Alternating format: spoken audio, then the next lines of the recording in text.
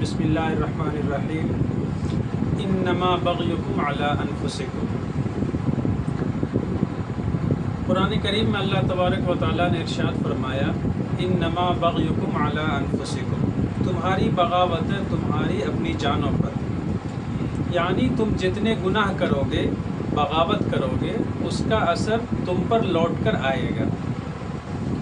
مطلب یہ ہے کہ اگر ہم اللہ تبارک و تعالیٰ کی نافرمانی کریں گے تو اللہ تبارک و تعالیٰ مخلوق کو ہمارا نافرمان بنا دے گا، ہماری اولاد ہماری نافرمان ہو جائے گی۔ اور جب ایسی نوبت آتی ہے تو ہم کہتے ہیں کہ ہمارے بچے ہماری بات نہیں مان رہے ہیں۔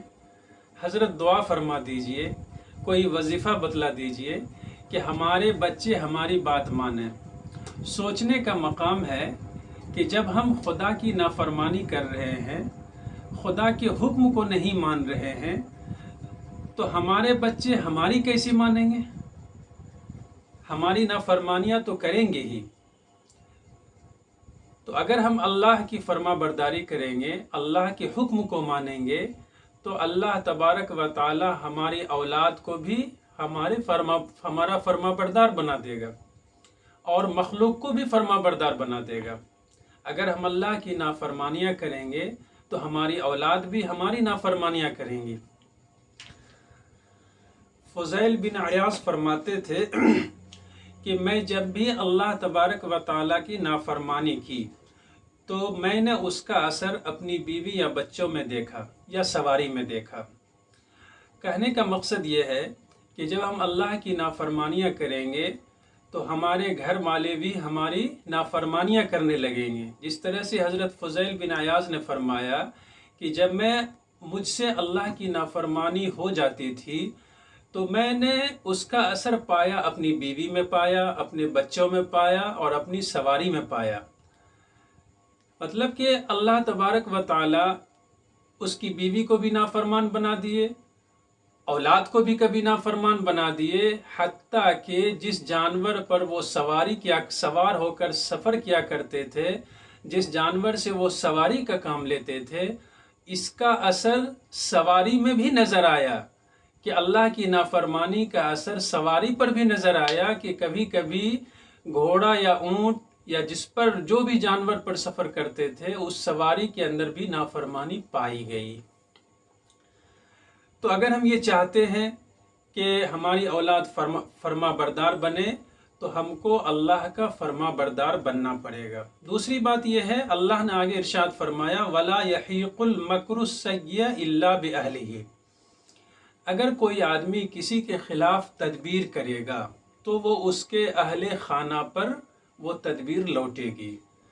مطلب یہ ہے کہ اگر ہم کسی کے خلاف غلط سوچیں گے، کسی کا برا سوچیں گے، تو اللہ تبارک و تعالی اس کا اثر آپ کے گھر والوں پر لوٹا دے گا۔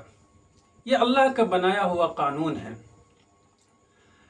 مثال کے طور پر زنا ایک بہت بڑا گناہ ہے۔ اگر کوئی آدمی زنا کا مرتکب ہوتا ہے اور وہ زنا جیسی بری حرکت کر بیٹھتا ہے اور اپنی زندگی میں وہ توبہ نہیں کر پاتا ہے، تو اس کا اثر یہ ہوتا ہے کہ اس کی اولاد میں سے کوئی نہ کوئی اس زنا کا مرتکب بھی پایا جاتا ہے۔ اور اس کو کیا کہتے ہیں؟ قصاص کہتے ہیں، یعنی اللہ تبارک و تعالیٰ اس کا بدلہ دنیا ہی میں دے دیتے ہیں۔ تو اگر ہم سے خدا نخواستہ زنا جیسی قبیح حرکت سرزد ہو جائے، زنا جیسا گناہ ہو جائے، تو فوراً اس سے توبہ کر لینی چاہیے۔ اگر ہم توبہ نہیں کرتے ہیں تو اس کا اثر یہ ہوگا کہ ہماری اولاد میں سے کوئی نہ کوئی اس زنا کا مرتکب ہوگا۔ اللہ تبارک و تعالی سے گناہوں سے معافی مانگ لینی چاہیے اور دوسرے کے خلاف غلط تدبیر نہیں سوچنی چاہیے۔ اگر ہم کسی کے لیے برا سوچیں گے تو اس کا اثر ہماری جان کے اوپر آئے گا، جان پر پڑے گا، ہماری اولاد کے اوپر پڑے گا۔ اگر ہم کسی کے لیے اچھا سوچیں گے تو اللہ تبارک و تعالی بھی ہمارے حق میں اچھا فیصلہ فرمائے گا۔ تو وَلَا يَحِيقُ الْمَكْرُ السَّيِّئُ إِلَّا بِأَهْلِهِ، کسی کے خلاف ہم غلط نہیں سوچیں، غلط تدبیر اختیار نہیں کریں، ورنہ ہماری اولاد کے اوپر اس کا اثر پڑے گا۔ آج ہم جس کا رونا رو رہے ہیں اس کی سب سے بڑی وجہ یہی ہے کہ ہم اللہ کی نافرمانیاں کر رہے ہیں، ہماری اولاد ہماری نافرمان ہو گئی ہے۔ ہم کسی کے خلاف غلط تدبیر سوچتے ہیں تو اس کا اثر ہماری اولاد کے اوپر پڑتا ہے، ہماری جان کے اوپر پڑتا ہے۔ تو اللہ تبارک و تعالی سے گناہوں کی معافی مانگ لیں۔